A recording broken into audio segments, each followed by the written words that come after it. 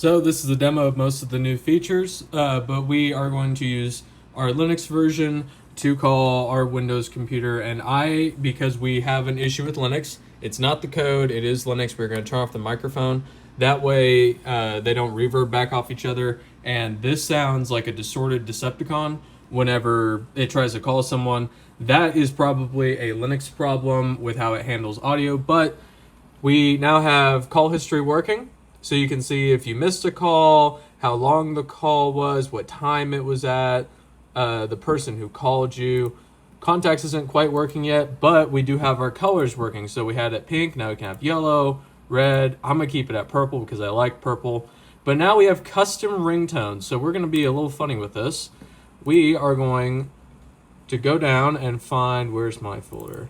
Here we go. So we can choose whatever audio folder or MP3 file we want, or WAV file. But here we're going to use MP3, and we're going to choose something a little bit funny. So now it saves that. So what should happen is when I call myself from here, I'm going to get this, and it's going to go in a loop. So the MP3 file might only be a couple seconds long, while a ringtone normally is supposed to keep going until you press the accept button. So what we did is, as long as it's going to keep going in that loop. Just infinitely going in that loop.